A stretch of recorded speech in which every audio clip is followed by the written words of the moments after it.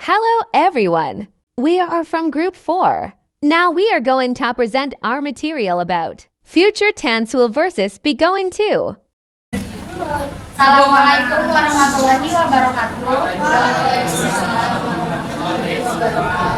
Kami dari kelompok 4 yang terdiri dari saya Najwa Fatimisa, saya Siti Nasarati, Saya Faisal Mutagis. Saya Federico. Kami dari kelompok 4 ingin menjelaskan tentang future tense, will versus be going to. Boleh dibuka ya slide-nya. Simple future tense merupakan bentuk tense untuk menunjukkan suatu peristiwa yang belum mulai dan baru terjadi di waktu yang akan datang di masa depan. Jadi tense ini merujuk pada tindakan yang akan dilakukan setelah sekarang. Selain itu, untuk mengekspresikan hal tersebut, simple future tense juga dapat kamu gunakan untuk menyatakan suatu prediksi dan keinginan.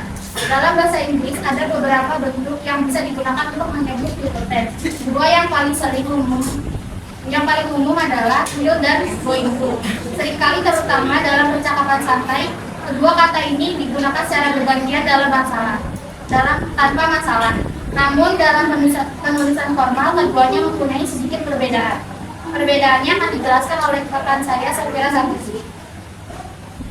Untuk slide selanjutnya, itu ada perbedaan will dan going to. Simple future tense menggunakan will. Untuk kalimat simple future tense, kita menggunakan will dan subject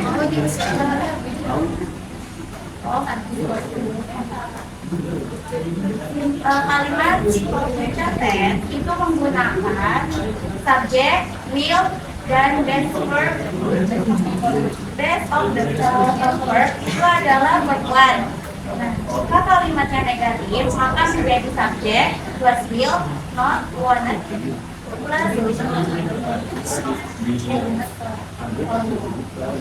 base of verb.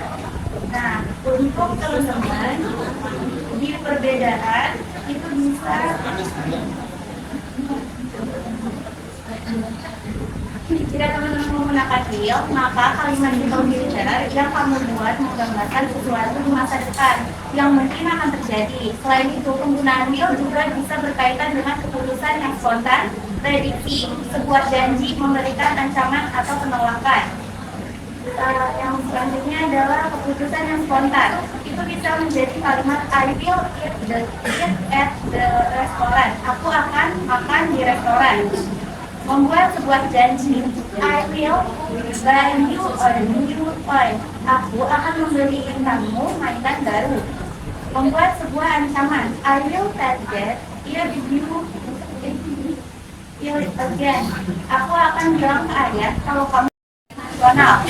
Membuat sebuah penolakan, I won't take you the airport is too far. Aku Plus to be itu terdapat M, R, and is plus going to plus base of verb. Kalau kamu ingin membuat kalimatnya yang negatif, maka berikut struktur kalimat subjek plus not plus to be terdapat M, R, is, and plus going to plus base of verb. Dan selanjutnya akan dibacakan oleh dia. Kondisi yang sudah direncana, we're going to Thailand for a vacation 2 months from now. Kami akan pergi ke Thailand 2 bulan dari sekarang. Dapat pada umum is that now we and aware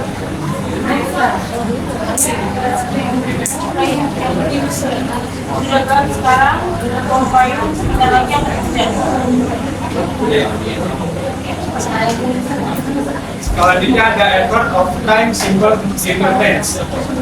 Effort of time adalah kata-kata yang digunakan untuk menyatakan kapan suatu peristiwa terjadi. Dalam konteks simple future tense, effort of time digunakan untuk memberikan informasi tentang kapan peristiwa akan terjadi di masa depan.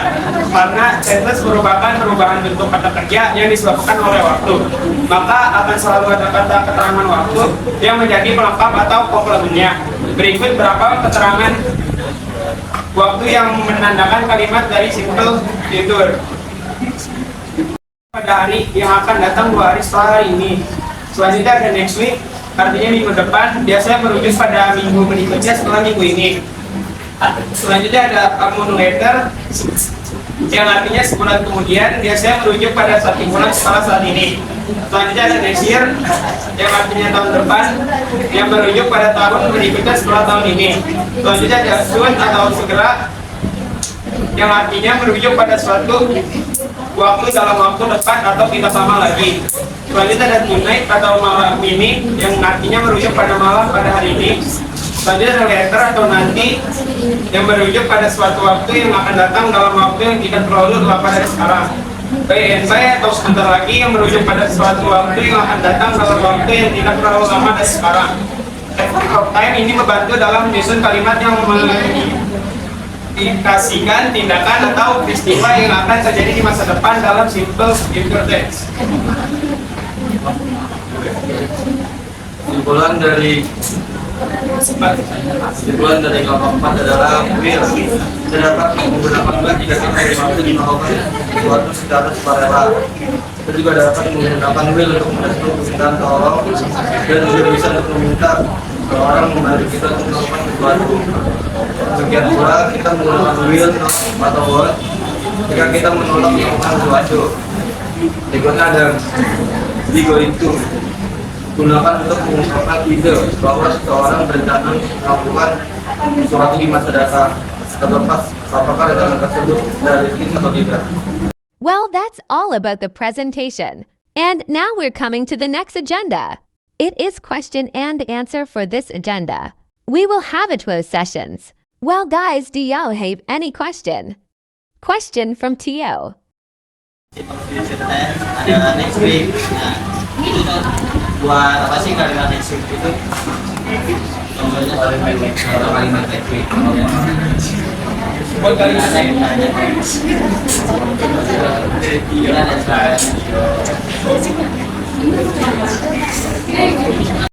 Question from Riyadi. Perbedaan penggunaan will dan be going to dalam konteks prediksi cuaca yang berdasarkan bukti atau informasi tertentu. Terima kasih. Answer to Tio question.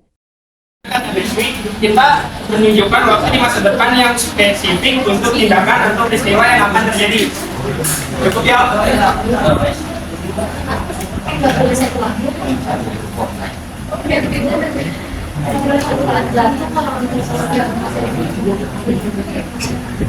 Answer to Riyadi question. Pertanyaan Riyadi tadi, perbedaan penggunaan will dan be going to dalam menentukan prediksi cuaca.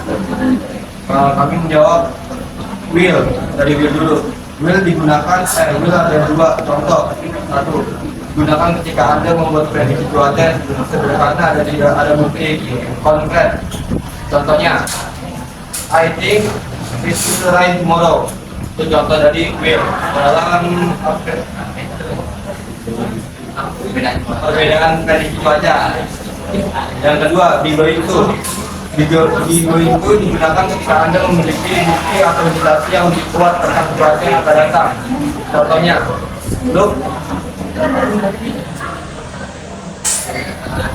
look at the dark.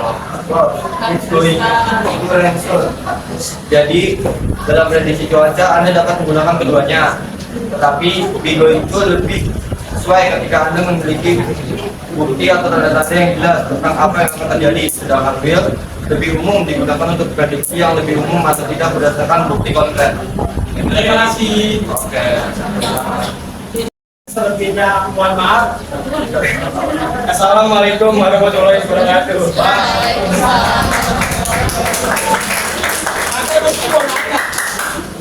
That's all the presentations from our group. Sorry there are still many shortcomings in this presentation. Thank you for your time and attention. The last we say, Wassalamualaikum warahmatullahi wabarakatuh.